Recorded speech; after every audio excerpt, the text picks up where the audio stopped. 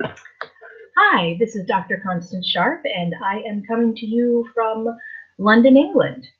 I am here to speak at the International Congress on Naturopathic Medicine, and I am thrilled to be part of this event. It's also a great opportunity for me because I have just celebrated my 19th year sober, and I get to share that with these medical professionals. And I get to share that with you because I want you to know that I was, drinking and using, uh, drinking really, when I was 11 years old, and I was sober by 25. And that fits well with today's topic of how to help your university age student and how to get them into recovery. First and foremost, I want to say that parents, you have to be proactive about this. You wait too long and you wait for really dramatic things to happen before you start looking for treatment.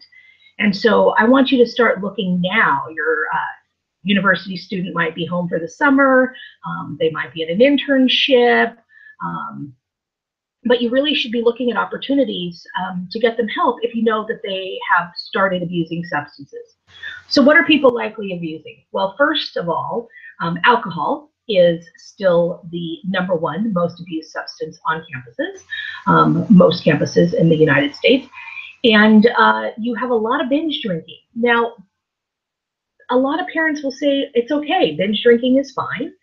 But the problem with binge drinking is that there are often very negative outcomes that can happen, negative consequences that aren't necessarily related to substance abuse as a disorder. For example, I went to university where it is far north in New York and very cold.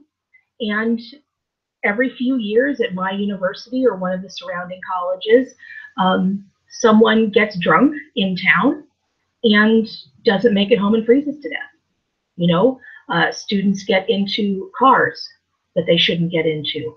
They walk out in front of cars and surprise motorists and get hit.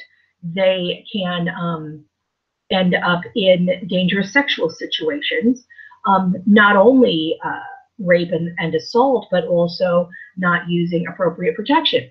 So you really want to look at alcohol misuse as something that's very serious with teens and young adults, and also to consider that an individual who is drinking and using in college, that may or may not get better when they leave. So, for example, in my case, I drank when I was in high school, but I really became an alcoholic when I was at university. So, you want to look at how much your loved one is drinking. The other thing, of course, that parents are very concerned about are opioids, painkillers.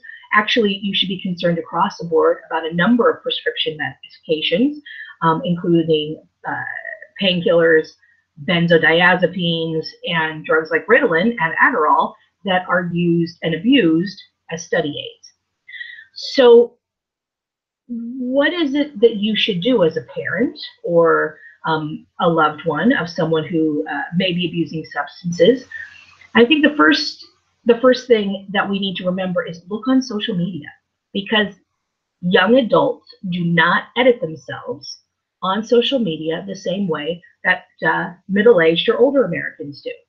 So look at what's going on social media, and if there's a lot of partying going on that you see pictures on Instagram, on Facebook, on Twitter, you can imagine that there's a lot that's not being shown on those platforms. And so you want to talk about it.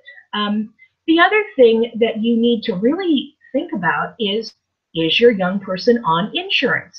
Because in the United States, until something changes, you can keep your young person on your insurance till the age of 26. So if you have someone who's at university, get them on or keep them on your insurance. That way, if they need substance abuse treatment, they can get it. If they are not eligible to be on your insurance, then help them, if they need to be on, to get them on Medicaid, or see if there's some sort of insurance offered through the university. but make sure that they have some sort of insurance so that they can get substance abuse treatment if they need it. I also want to encourage you really not to wait until a person hits a bottom.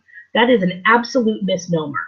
You don't wait for a bottom, because with the strong opioids that are out there, like fentanyl, drugs that are mixed together inappropriately, there is a synergistic effect when people mix drugs.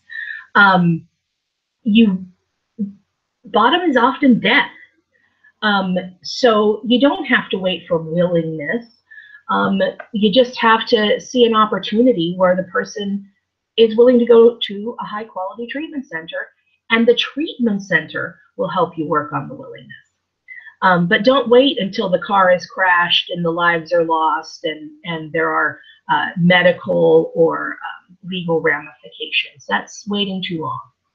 And finally, my advice for parents is there's something at most universities, or any university that I know of, called a medical leave. And you don't have to give very much information. You simply work with your student and you call up the office and you say the student needs medical leave for a semester, a term, whatever it may be. And that's it. And universities are very happy to give those. Universities spend a lot of resources to get their students to the university. They want them to graduate. It's in their best interest that they graduate. And if someone needs a medical leave, they will usually make that very easy for you. So your student can, continue with school after they've gotten the treatment that they need. It's not unusual for students to develop psychological or substance abuse disorders while they're at university. It's not a big deal if you catch it early and you get them into treatment. I encourage you, don't wait. Get your loved one the help they need today. If you need help from us, our number is on the line. And if you have any questions, please tune in every week, and I would be happy to answer them for you. Thank you.